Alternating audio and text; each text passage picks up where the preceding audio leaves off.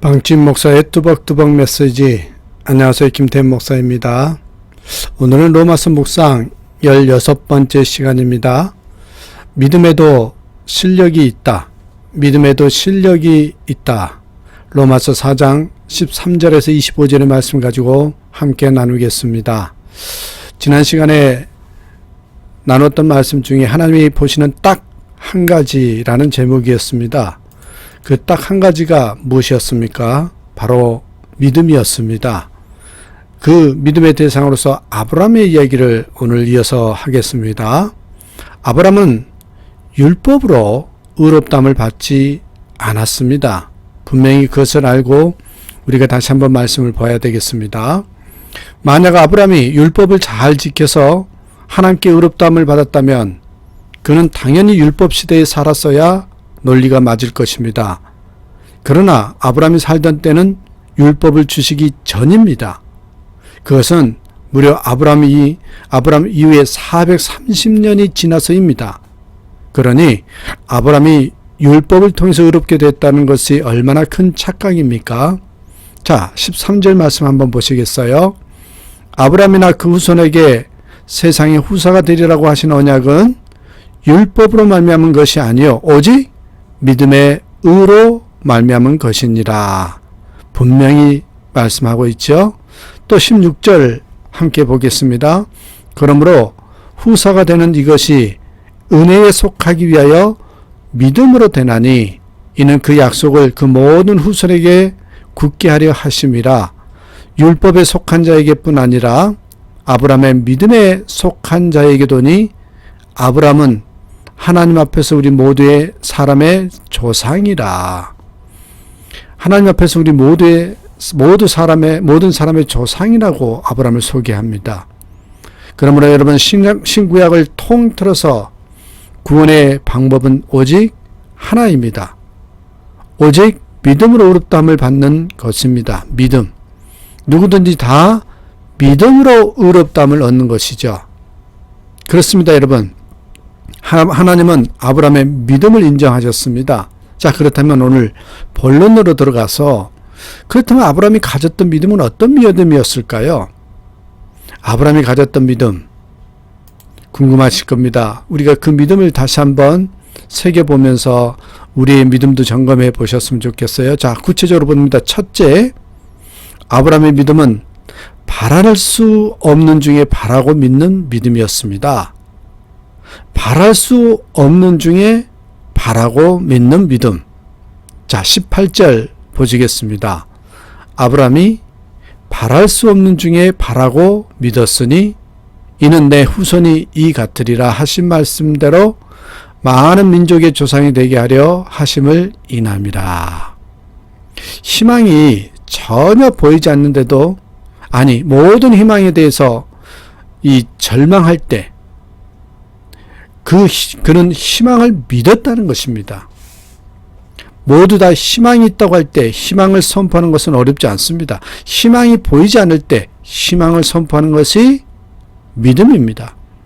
다 잘 될 때 희망을 얘기하는 것은 어렵지 않습니다. 그러나 일이 풀리지 않을 때 희망을 얘기하는 것이 곧 믿음이라는 것입니다. 저는 이 말의 표현이 참 좋습니다. 바랄 수 없는 중에 바라고 믿었으니. 이 구절을 읽고 묵상하면 이렇게 손에 주먹이 쥐어지면서 신이 나고 엔돌핀이 솟는 것 같습니다. 여러분, 길에는 세 가지 길이 있다고 합니다. 첫째 길은 이미 닦여진 길입니다. 많은 사람들이 이미 지나간 길들여진 안전한 길이겠죠. 그런 길은 그냥 따라가면 됩니다. 두 번째는 길이지만 많이 다녀보지 않는 좀 낯선 길입니다. 용기를 내어 가면 지름길이 될 수 있는 길이죠. 세 번째는 아예 길이 나지 않는, 길 같지도 않는 길, 되도록 가지 말라고 하는 길입니다.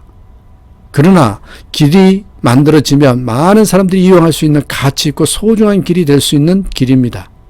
자, 우리는 이 두 번째나 세 번째 길을 선택할 수 있는 것을 믿음이라고 부를 수 있습니다. 여러분, 여기 두 번째, 아직 익숙하지 않고 길이 나지 않는 길, 한 번도 가보지 않는 세 번째 길. 여러분, 바로 그렇습니다. 요 두 번째, 세 번째 길을 선택할 수 있는 것을 우리는 믿음이라고 부릅니다. 그러나 이 믿음은 흔히 말하는 무대포로 믿거나 황당무계한식의 차원이 아닙니다. 저는 이것을 오늘 믿음의 실력이라고 부르고 싶습니다. 믿음의 실력. 아무나 절망 가운데 희망을 선포하지 못합니다. 아무도 가지 않는 길에 길을 만들지 못합니다. 이것은요, 실력이 없으면 못합니다. 바로 믿음의 실력이 있어야 합니다. 고기도 먹어본 사람이 먹듯이 믿음도 실력이 있어야 크게 발휘하고 선포하고 역사할 수 있는 것입니다. 이 아브라함의 믿음의 실력, 그 근거가 무엇이었습니까? 자, 17절에 소개합니다. 기록된 바 내가 너를 많은 민족의 조상으로 세웠다 하신 것 같으니 그의 믿은 바 하나님은 죽은 자를 살리시며 없는 것을 있는 것 같이 부르시는 이시니라. 이 말씀에서 아브라함 믿음의 실력의 그 근거를 찾아볼 수 있겠죠. 자, 둘째입니다. 두 번째로 아브라함이 가졌던 믿음은 어떤 믿음이었을까요? 약속하신 바를 능히 이루실 것이라고 확신하는 믿음이었습니다.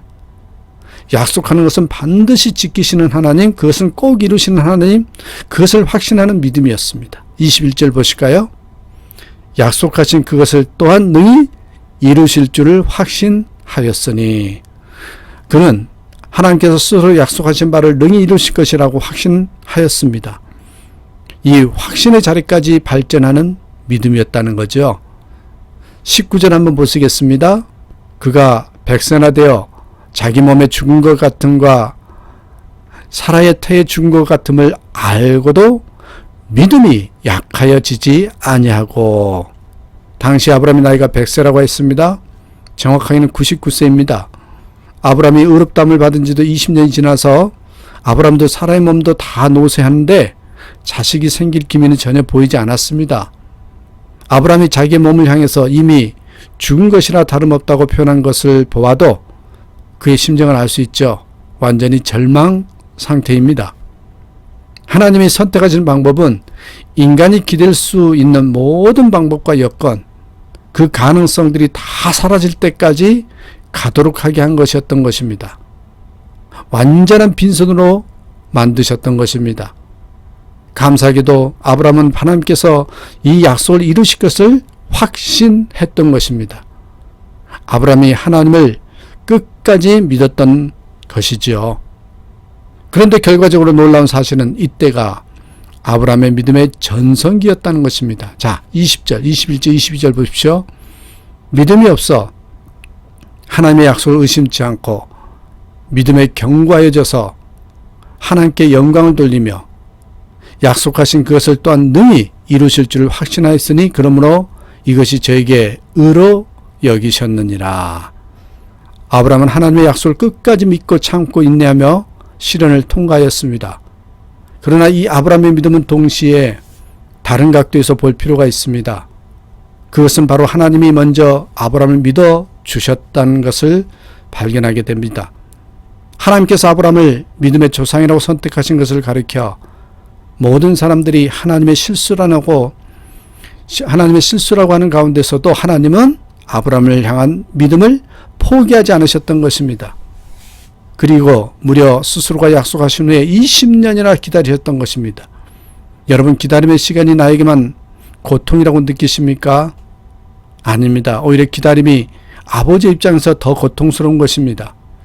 이런 의미에서 믿음은 먼저 하나님이 믿어주시고 우리는 그 믿어주심에 반응하여서 순종하는 것이죠.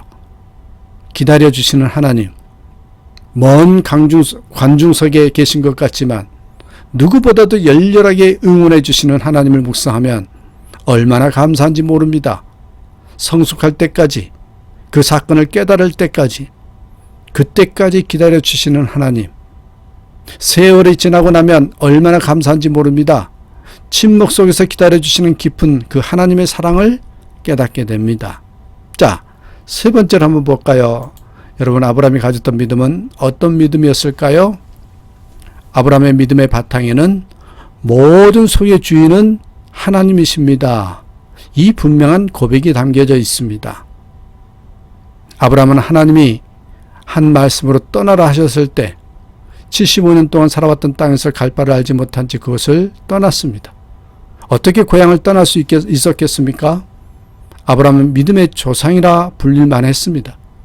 그에게는 하나님은 주인이시고 나는 종이다라는 믿음이 있었기 때문입니다.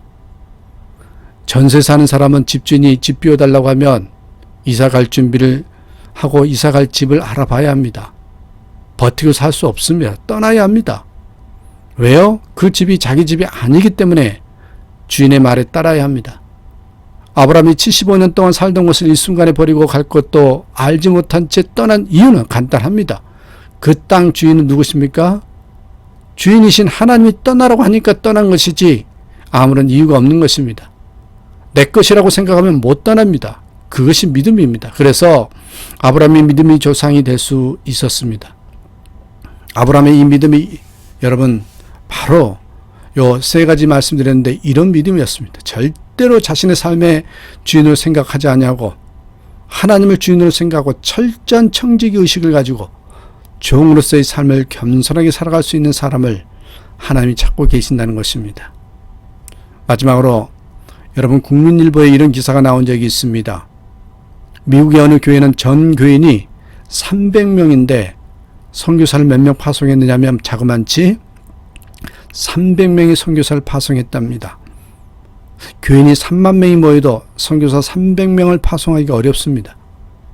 300명의 교인이 300명의 선교사를 파송한다는 것은 아무리 계산해봐도 불가능한 일인데 저들이 그와 같이 엄청난 일을 할 수 있는 까닭이 있답니다. 교회 교인들이 세상을 떠날 때 재산을 자식에게 물려주지 않고 다 교회에 헌납한답니다. 그래서 300명 교인이 11조만으로 300명 선교사를 못 보낼 것은 뻔한 이치잖아요. 그러나 300명의 교인이 유산을 교회에 남기는 정도의 실력이면 300명의 선교사를 파송한 일은 충분히 가능합니다. 자, 이런 일을 할 수 있는 가장 큰 원동력이 뭡니까? 믿음입니다. 천지 만물의 주인이 하나님이라고 생각했기 때문에 세상을 떠날 때 하나님이 나에게 주신 것은 모두 다 하나님이 쓰시고 또 드리고 하나님께서 쓰시라고 드리고 갈 수 있는 것이죠. 여러분 그러므로 분명한 것은 그 사람들이 예수 잘 믿는 사람이면 틀림없다는 것입니다. 오늘 말씀의 제목처럼 참으로 이런 사람은 믿음에 실력이 있는 사람들인 것이죠. 믿음에는 힘이 있습니다. 마태복음 17장 20절에 만일 믿음이 겨자씨만큼만 있으면 이 산을 명하여 여기서 저기로 옮기라 하여도 옮길 것이요 라고 하신 말씀이 거짓이 아님을 알 수 있습니다. 300명 교인이 300명 선교사를 파송한 것은 산을 들어 바다에 던진 것과 똑같습니다. 그만한 분량의 기적입니다. 여러분 이러한 믿음의 실력을 소유하는 아니 거기까지 못 가더라도 이 믿음의 소중함을 깨닫고 여러분 믿음을 소유하기 위해서 이러한 믿음을 소유하기 위해서 뚜벅뚜벅 걸어나가는 저와 여러분의 되시길 간절히 축원합니다. 오늘도 우리 함께 하루를 시작하면서 이렇게 고백해 보십시다.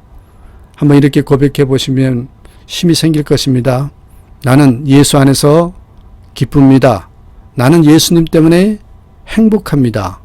이런 고백이 여러분의 입술 가운데 여러분 마음 가운데 넘치기를 간절히 축원합니다. 감사합니다.